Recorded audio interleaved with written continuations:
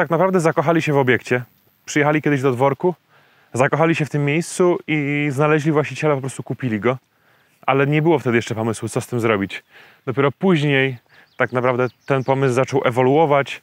Na początku właśnie hotel w restaurację, następnie pojawiło się gospodarstwo, później pojawił się pomysł, żeby te dwa elementy bardzo mocno ze sobą połączyć. To była naprawdę ewolucja, która trwa praktycznie 20 lat i każdy kolejny rok naprawdę bardzo intensywnie go zmienia.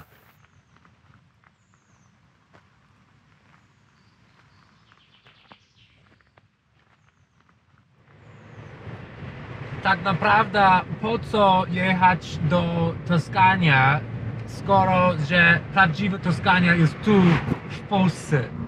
Jesteśmy na roztoczu. Ja nawet nie wiedziałem nic o ten region nawet kilka dni temu i znaleźliśmy tego miejsca i to jest taki farma dynamiczny, gdzie oni produkują naturalne, ekologiczne wino. Jest takie rodzinne gospodarstwo i mają taki pensjonat i miejsce do ciekawych wydarzenia. I ja nigdy nie robiłem film o wino i interesuje mnie ten cały proces od początku do końca i no zobaczymy, co tam jest. Jedziemy do miejsca, które się nazywa Dwór Sanna. Wierzchowiska. Tu skręcamy. Dwór Sanny, to jest tutaj już. A, i już jesteśmy. Hotel, restauracja, 4 gwiazdy. Dwór Sanna to jest takie miejsce, które jest złożone z takich dwóch organizmów. Jeden z nich jest sam hotel z restauracją, a drugą częścią, do której właśnie teraz idziemy, to jest nasze gospodarstwo. Więc w naszym projekcie chcemy stworzyć taką symbiozę pomiędzy restauracją a gospodarstwem i dojść do pełnej samowystarczalności, jeżeli chodzi o wszystkie produkty. To tyczy się wina, sera, warzyw. Ja natomiast mam na imię Karol Nizio i razem z moją rodziną prowadzimy cały ten projekt. Więc ja głównie zajmuję się produkcją wina i to jest moja taka główna specjalizacja. Oprócz tego też pomagam mojej mamie przy serowarstwie i też jednym z moich zadań jest projektowanie całego gospodarstwa. Powstała nam taka myśl w 2019 roku, po takiej bardzo inspirującej podróży po wińcach biodynamicznych w Europie. Powstała właśnie taka myśl, żeby stworzyć takie miejsce, które zostanie w pewnym sensie odizolowane od zewnętrznych dostaw. Czyli spróbujemy po prostu dojść do pełnej samowystarczalności i czuliśmy, że mamy na to narzędzia, bo na początku pojawiła się winnica, w międzyczasie pojawiły się też zwierzęta, zaczęliśmy produkować sery, przy okazji pojawiło się mięso i wspólnie tak naprawdę rodzinnie podjęliśmy decyzję, żeby stworzyć takie mikropaństwo tak naprawdę. W momencie, kiedy dowiedzieliśmy się o tym obiekcie, ten obiekt był bardzo zdewastowany, bardzo zniszczony. Zajmowałem się z żoną inną branżą budowlaną. Z zawodu jestem stolarzem. Pochodzimy z Biłgoraja, tam urodziliśmy się, tam zakładaliśmy swoje firmy i była taka okazja jakby kupienia tego budynku, który był w bardzo złym stanie, w agonalnym stanie. I kupiliśmy bardziej inwestycyjnie, nie wiedzieliśmy, co nas czeka, co to będzie. W momencie, kiedy przemyśleliśmy sprawę, stwierdziliśmy, że zrobimy z tego hotel. Zrobiliśmy ten hotel, ponieważ tu naprzeciwko mamy winnicę. W tej chwili, w tym miejscu w latach 70. był stok narciarski, wyciąg narciarski. Tu się jeździło na nartach. Tak, tu się na nartach w latach 70. jeździło. Ja byłem przekonany, że zrobimy wyciąg narciarski, tak jak historycznie było. Ale okazało się, że to jest stok południowy i teraz mamy jednak ocieplenie klimatu i nie było szansy, żeby zrobić tutaj stok narciarski. I od razu w tym pierwszym roku zakupu od razu postanowiliśmy, posadzimy winnicę. Dosłownie było w Polsce kilka winnic, a oni też nie mieli żadnego doświadczenia, jeżeli chodzi o winiarstwo. Stąd wydaje mi się, że to jest w pewnym sensie szalone. Nie wiedzieliśmy nic na temat produkcji wina, więc dla mnie to był taki punkt motywacyjny, żeby zacząć szukać tej wiedzy. I w momencie, kiedy zacząłem jej szukać, to naprawdę wpadłem to jak siwka w kompot i zacząłem naprawdę bardzo dużą wiedzę szukać i w Europie, i poza Europą. Zaczęła się winnica i później powoli zaczęliśmy od 5 kóz, później 5 owieczek. No i na ten moment mamy ponad 300 zwierząt, owiec, kóz i krów. Ja akurat zajmuję się w farmie zwierzętami, wszystko to są rasy mleczne. Stąd pozyskuję mleko i później to mleko przekazuję żonie. Żona wytwarza z tego sery, bardzo szerokie spektrum serów. To jest dojrzewalnia i serowarnia. Do środka. Ten hotel jest nie jest aż tak dużo, po co tyle ser? Sprzedajemy, bo to są sery, które leżą tu 2 lata. To są wszystko sery naturalne. Świeżo robimy tak zwane cacio cavallo. Jeszcze w Polsce nie spotkałem tego sera, żeby ktoś robił. Bardzo ciekawe sery. Bo my mamy tak kozę, owce i krowę. Z krowy wiadomo i dojrzewające i świeże, z owcy większość dojrzewające, czyli tak zwane to pecorino, a koza to tylko świeże, bo te piramidki czy w popiele, teraz nowość z porzeczką czarną, one się rewelacyjnie sprzedają. Co się dzieje tutaj? Bo To jest kozi obsypany popiołem i 2 doby musi być w takiej temperaturze 22 stopnie. Robi się fermentacja i zaczyna pleśń sobie tu rosnąć. I za chwilkę, jutro idzie to już do dojrzewalni w niższą temperaturę.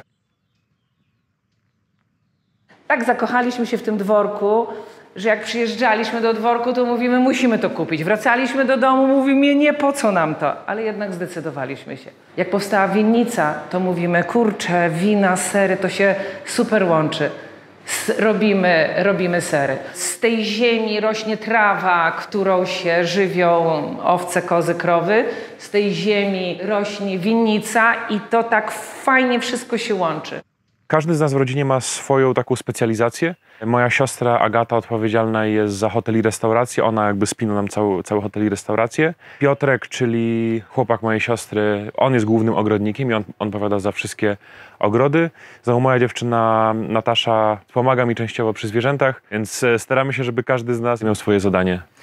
Organizujemy wesela, przyjęcia okolicznościowe, nasze eventy muzyczne, w tym roku festiwal na winnicy, ale również w naszym ogrodzie różnego tego typu wydarzenia.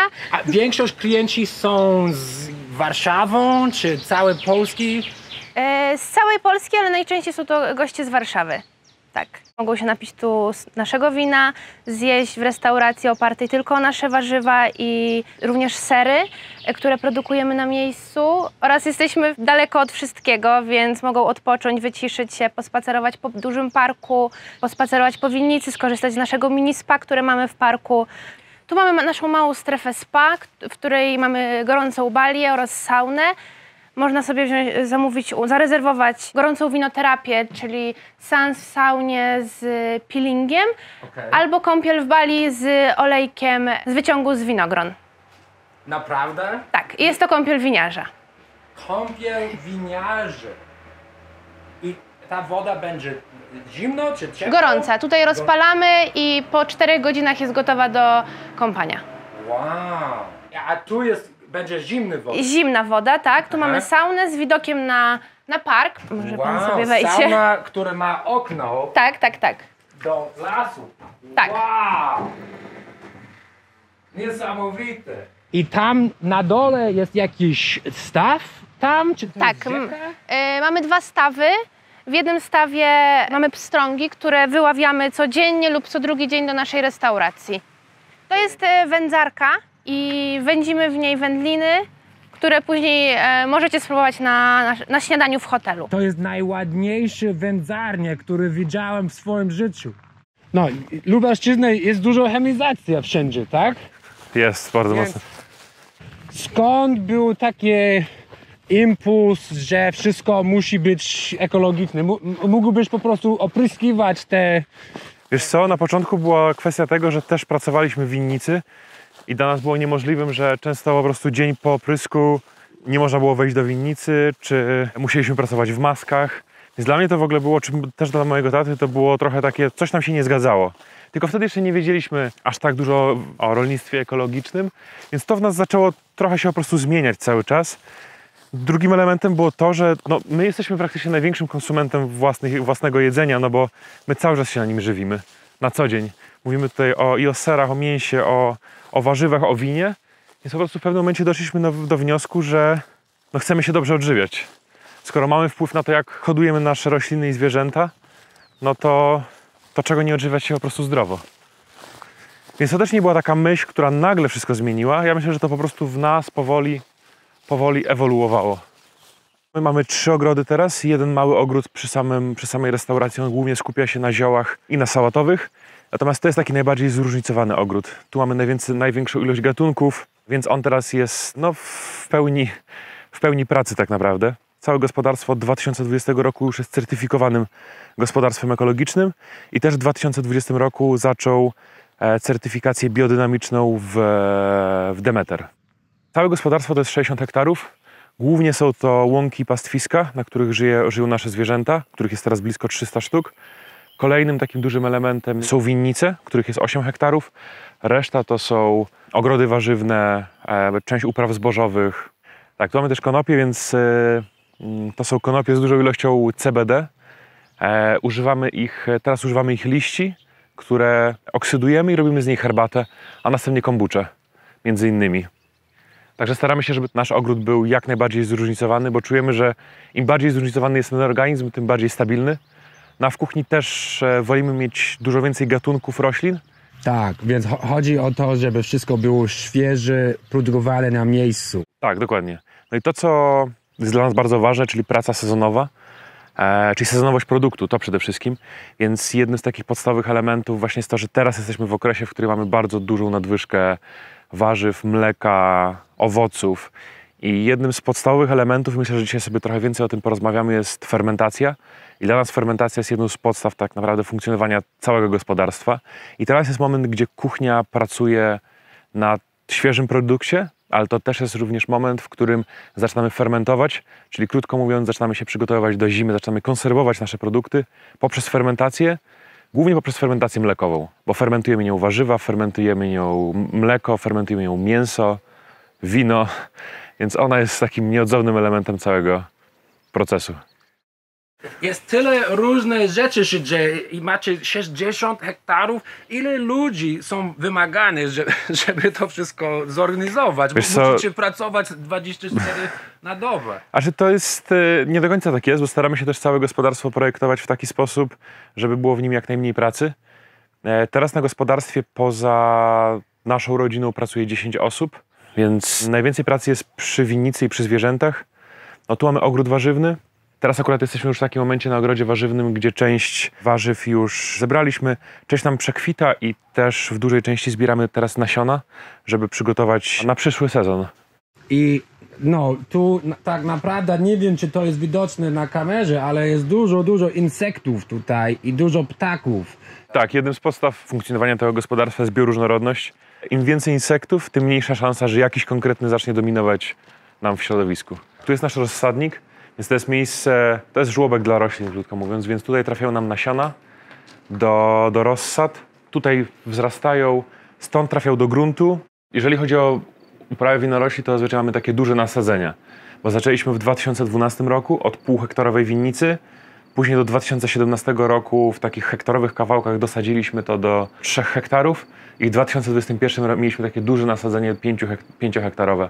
Ale wtedy też, jeżeli chodzi akurat o materiał szkółkarski, nie robimy go sami, tylko kupujemy go z zewnątrz. Więc w tym momencie większość naszego materiału pochodzi z Austrii, bo czujemy, że tamten klimat jest bardzo podobny do naszego. No i też winogrodnicy tam mają trochę większe doświadczenie, jeżeli chodzi o produkcję takiego materiału szkółkarskiego, bo musi być on szczepiony w korzeniu winorośli amerykańskiej. To jest taka ciekawa historia, bo w XVIII wieku Europę nawiedziła filoksera, czyli mszyca korzeniowa, która zniszczyła nam tak naprawdę całe europejskie winiarstwo. I od tamtej pory europejska winorośl musi być szczepiona na bardziej odpornym korzeniu winorośli amerykańskiej. Czy możemy powiedzieć, że to wszystko jest chwast? Wiesz co, jeżeli nie przeszkadza nam to we wzroście naszych roślin, to nie traktujemy tego jako chwast, tylko jako takie elementy bioróżnorodności. Dlatego staramy się jak najmniej kosić w ogóle całe nasze gospodarstwo. Uważam, że im więcej gatunków roślin i właśnie żeby dać im zakwitnąć, wtedy naprawdę i insekty mają bardzo dużo pożywienia, mamy dużą bioróżnorodność. Gleba też tak bardzo nie wysycha. Ile masz lat? 30. Okej, więc 10 lat temu Tak. jaki był plan życiowy? A czy mój plan życiowy był taki, że chciałem tak naprawdę skończyć studia bo skończyłem studia na Politechnice, jestem inżynierem budownictwa, więc chciałem rozwijać swoją karierę jako inżynier. Natomiast już na końcu studiów zacząłem rozumieć, że praca przy komputerze to niekoniecznie jest mój cel życiowy i w międzyczasie pojawiło się winiarstwo. Później to winiarstwo zaczęło ewoluować w serowarstwo, później w rolnictwo, więc tak, to był taki proces ewolucyjny, jeżeli chodzi. No teraz wydaje mi się, że też właśnie poznanie winiarstwa, serowarstwa daje pewnego rodzaju taką podstawę gdzie każda nowa dziedzina, taka jak piekarnictwo, jak fermentację warzyw, okazuje się, że jest jeden wspólny mianownik, więc później dużo łatwiej jest wchodzić w nowe elementy przetwórstwa, a rolnictwo też jest pewnego rodzaju takim spięciem tego wszystkiego, czyli tak naprawdę poznanie, jak rośliny się uprawia, jest jedną z podstaw do tego, żeby wiedzieć, jak je później przetwarzać czy fermentować. I to też na początku nie był pomysł, żeby tworzyć tutaj takie samowystarczalne miejsce, to też była pewnego rodzaju ewolucja. Ona po prostu zaczęła się trochę w nas budzić, a teraz coraz bardziej skrajnie podchodzimy do tego pomysłu i szukamy coraz to nowych rozwiązań, nie tylko na przestrzeni samej żywności, czy też między innymi nawożenia, bo od 2020 roku w gospodarstwie nie zakupiłem ani grama nawozu, więc od 2020 roku całe gospodarstwo jest w pełni samowystarczalne, jeżeli chodzi o nawożenie, czyli kompostowanie. Kolejnym elementem, myślę, że to jest też kwestia energetyczna. Tutaj na dachu mamy panele fotowoltaiczne.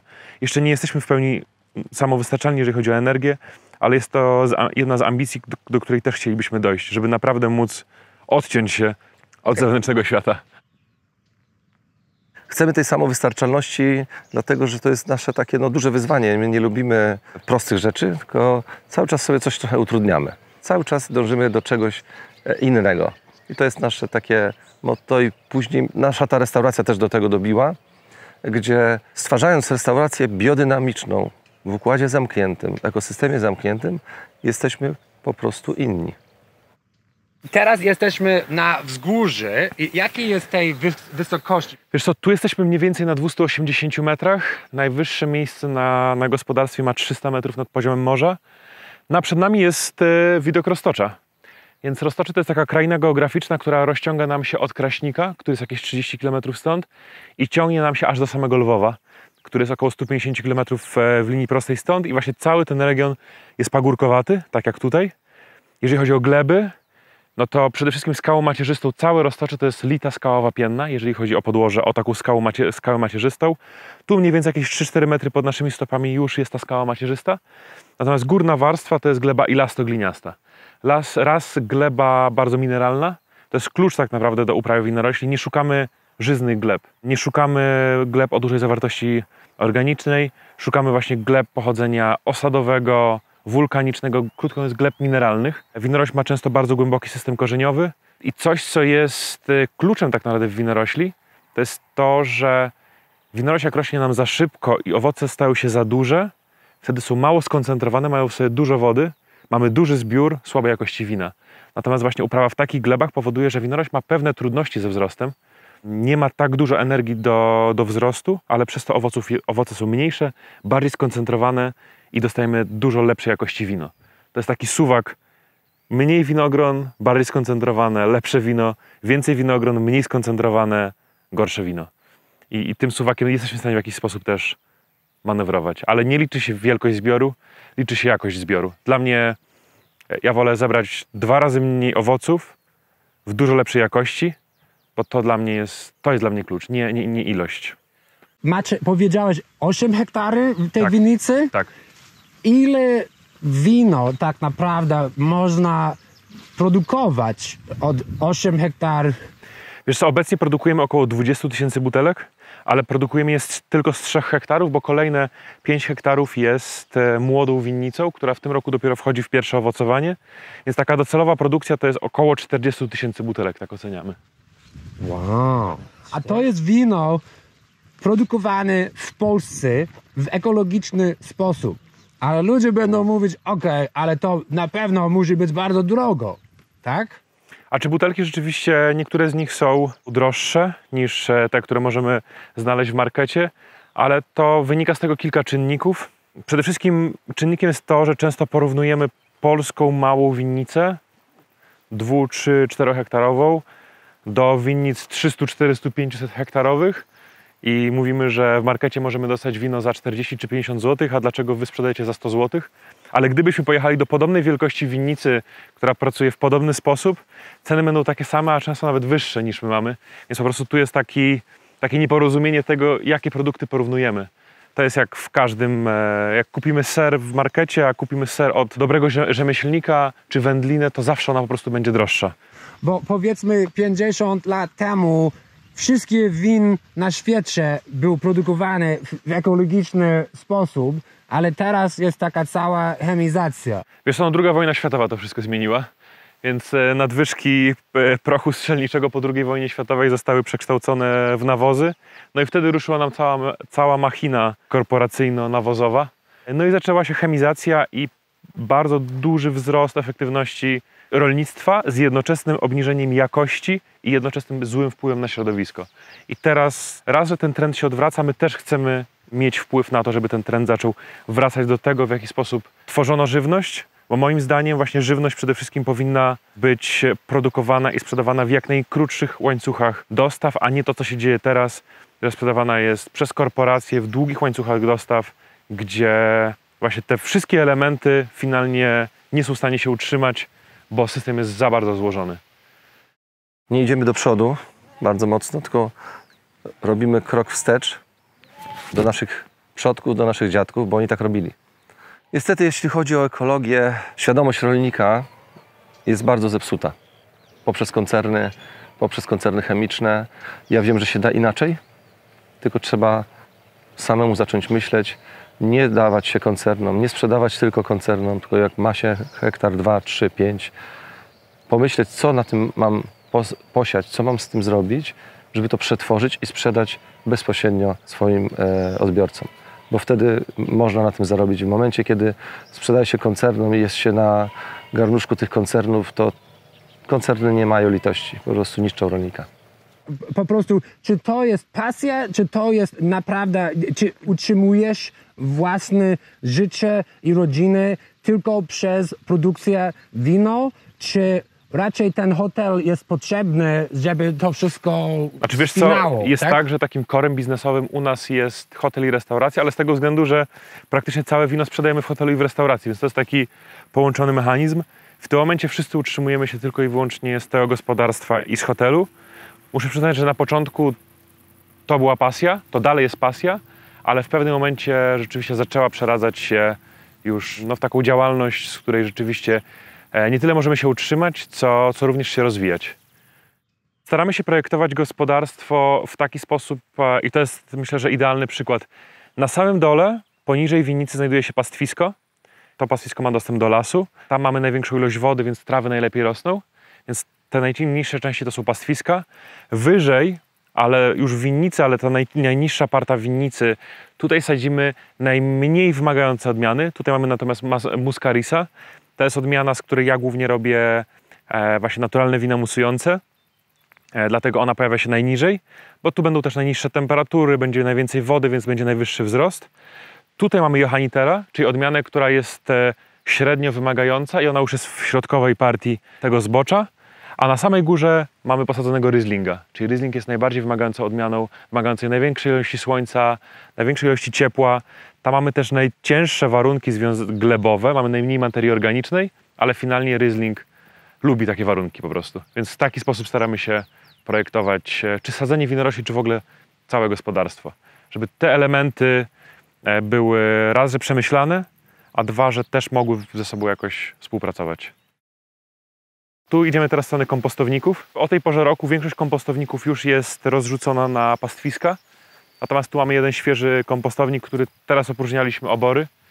Więc to jest nasze paliwo, krótko mówiąc. To jest może nie najładniejszy, ale jeden z najważniejszych elementów całego gospodarstwa. To jest obornik od krów, koń i owce. I kóz. Kozy. Tak. I kóz. Więc tutaj go rozrzucamy, pryzmujemy go, przerzucamy go kilkukrotnie. W środku przechodzą procesy fermentacyjne. Więc co ciekawe, to jest jeden z elementów fermentacji tak naprawdę, czyli przekształcenie obornika w kompost. No i kompost jest podstawą funkcjonowania tego typu farm.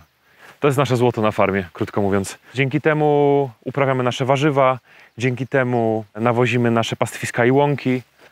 Bo tamte pole dalej, To są pastwiska. to jest pastwiska dla owcy. Tak. I robicie takie rotacje. Tak, cały czas pracujemy w systemie rotacyjnym. One mniej więcej zostają na takich hektarze, 2 na kilka dni i później znowu przechodzą w kolejne miejsce i mniej więcej zajmuje im około miesiąca czasu powrót do tego samego miejsca. No i jeżeli mamy nadwyżkę trawy, no to ją kosimy. Znaczy mamy dosyć dużą nadwyżkę trawy, ale to też jest magazynowanie siana. Nie robimy żadnych sianokiszonek, karmimy zwierzęta tylko i wyłącznie właśnie zielonką, czyli poprzez wypas oraz poprzez siano. I to jest las? Tak, to jest las. Tu akurat na tym pastwisku zwierzęta mają też dostęp do zacienionej części, więc mogą trochę odpocząć. Szczególnie w takie gorące dni jak dzisiaj. Tu już są trawy, które nam się teraz wysypują, więc jeszcze chwilę poczekamy. Akurat to nie jest takie najżyźniejsze pastwisko, więc zostawiamy te trawy, żeby po prostu wysypały swoje nasiona, ale już później tylko tą górę zetniemy, ale już spod spodu powoli wyrastają nam świeże trawy. No, ten pies naprawdę jest z tobą cały czas. Tak, Jak się nazywa pies? moka. Moka? Tak, Jak kawa? jak kawa. Tylko jeszcze to jest mała część stada. Największa część stada w takim razie jest trochę dalej. To jest tylko kilka sztuk, bo teraz mamy ponad 100 matek, a tu jest dosłownie kilka sztuk. Robimy to w ten sposób, że co roku, mniej więcej w lutym, w marcu mamy wykoty. Rodzą nam się jagnięta. Te jagnięta podhodowujemy przez cały rok, one też są na pastwiskach. No jak na koniec roku część jagniąt przeznaczamy na zamianę ze starymi owcami, te, które już są w kiepskim stanie. No a część rzeczywiście idzie nam na ubój i trafia później do restauracji. A robicie jakiś ubój pastwisko? Nie, wiesz co, mamy po prostu jadą w tym momencie nie mamy takich możliwości. A chcielibyście mieć takie możliwości? Bo to jest taki prawdziwy samowystarczalność. Tak, znaczy wiesz co, na pewno ciężko by nam było robić to samemu, ale myślę, że no pewnie kogoś byśmy lokalnie znaleźli, kto byłby w stanie to robić. No my staramy się jakoś znaleźć taki złoty środek do tego. To jest wschodnio-fryzyjska, to są fryzy ogólnie, więc granica holendersko-niemiecka. Wszystkie są czystej rasy. Wybraliśmy tą rasę, bo raz, że rzeczywiście w kilku hodowlach w Polsce sprawdziła się. Jest najbardziej mleczną owcą obecnie w Polsce, którą można hodować. Jest też dużą owcą, co daje też możliwość po prostu, że jest nie tylko owcą mleczną, ale również owcą mięsną. Najlepiej wychodzą sery dojrzewające z tego mleka. Robimy też sery pleśniowe, no a poza tym lody z mleka owczego w naszej restauracji. No, mleko owcze jest świetne, ma bardzo dużą zawartość tłuszczu, bardzo dużą zawartość białka, największą ilość witamin, jeżeli chodzi o różne rodzaje mlek. Też owca jest jednym z nielicznych ssaków, która w ogóle nie ma nowotworów, więc ma bardzo silny system immunologiczny, co sprawia, że to mleko jest według mnie najbardziej jakościowe ze wszystkich mlek. Jest również mlekiem niealergicznym, więc trochę jest takim nadmlekiem, bym powiedział. I pod kątem przetwórczym i zdrowotnym według mnie jest zdecydowanie lepszy niż mleko kozie czy mleko krowie. Bo czy wy uważacie, że mleko i mięso są konieczne, żeby być zdrowy? Wiesz co, ja podchodzę do tego zupełnie inaczej. Projektując nasze gospodarstwo, ja tak naprawdę chcę w pewnym sensie imitować naturalne środowisko. W naturalnym środowisku nie ma zdrowego, naturalnego środowiska, w którym nie ma zwierząt. Nie ma takiego naturalnego środowiska. Więc dla nas zwierzęta są nieodzownym elementem i na podstawie tego, w jaki sposób mamy zaprojektowane gospodarstwo, tak układamy kartę menu. I ja akurat jestem trochę przeciwnikiem diet wegańskich. Uważam, że zróżnicowana dieta, w której pojawiają się sery, pojawia się mięso, pojawia się dużo warzyw. Dla mnie większe znaczenie ma właśnie sezonowość i to, żebyśmy na przykład w sezonie takim, jak jesteśmy teraz, jedli bardzo dużo warzyw, bardzo dużo serów, czyli tak naprawdę w lecie mieli dietę wegetariańską.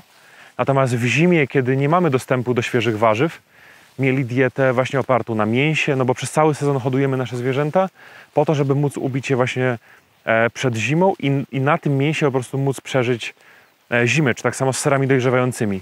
Więc ja na dietę patrzę w ten sposób i wydaje mi się, że świeżość produktów jest dużo bardziej ważna niż, no bo często mówimy o diecie wegetariańskiej, a później jemy w styczniu pomidory. No i teraz jaka jest jakość tych pomidorów? Tragiczna. Więc wydaje mi się, że ta sezonowość jest kluczem tak naprawdę do zdrowego odżywiania się. Byki chodzą. A jakie jest rasa? To jest rasa Jersey. Moka! O, bawią się. Moka, chodź tutaj, do mnie. Do mnie. Do mnie. Już. Idą na polu, tak? Tak, na pastwisko. Więc to jest 100% grass fed. Tak. A zimą oni jedzą siano od wasze pole. Tak.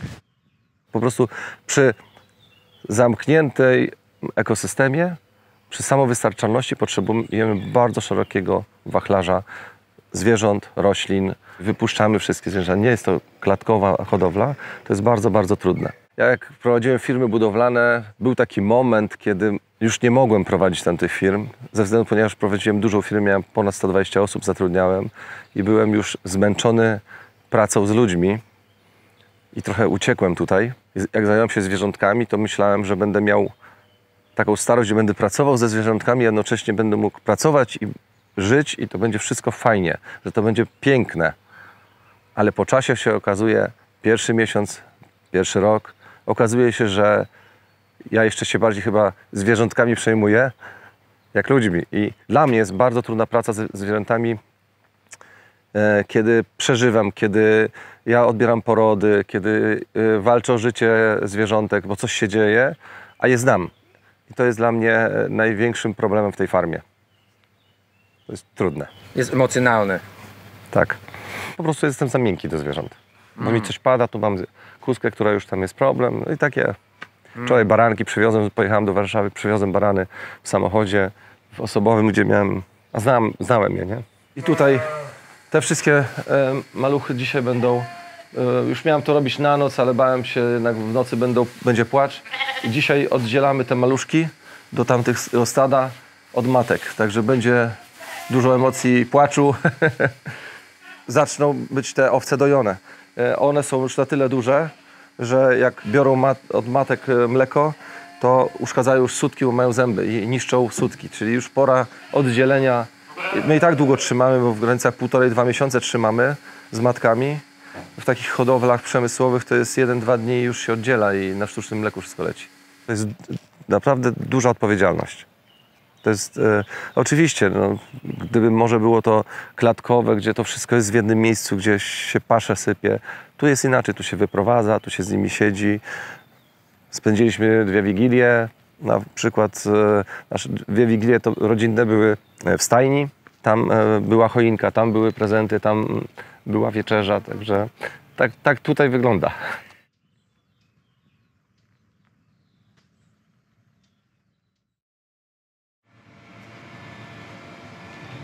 Dajcie nam like, komentujcie, udostępniajcie i oczywiście subskrybujcie, żeby zobaczyć więcej ciekawych filmy o ciekawych ludzi, robiąc niezwykłe, niekonwencjonalne rzeczy tu w Polsce. Jestem na Patronite i buycoffee.to, jeżeli ktoś chce wspierać moje działanie. Też mam fan klub na YouTubie, gdzie można oglądać każdy film przedwcześny, bez reklam. Więc dołącz do fan klub i wspieraj moje działania. Karol, dzięki za dzisiaj. Powiedz ludzi, gdzie oni mogą znajdować więcej informacji o wasze działania. Wiesz co, no, myślę, że takim najbardziej żywym i bieżącym są nasze media społecznościowe, czyli Instagram i Facebook. Więc tam na kontach Dwór Sanna albo Nizio Naturals znajdą wszystkie takie bieżące informacje i bieżące życie. Oczywiście zapraszam Was do nas na farmę, więc oprowadzę Was po całej farmie i pokażę już w takich szczegółach, dużo większych szczegółach, jak to wszystko działa i spróbujecie naszych produktów. A jak nie, to w większych miastach możecie w niektórych restauracjach dostać nasze wino i może sobie o nas przypomnieć. Super. Dzięki, Karol. Dzięki. Ja chcę wrócić, kiedy jest ten sezon zbiór, żeby zobaczyć, jak to wszystko wygląda, te procesy i mam nadzieję, że możemy to zrobić za kilka miesięcy. Jak najbardziej. Zapraszam. Dobra. Do widzenia. Do widzenia.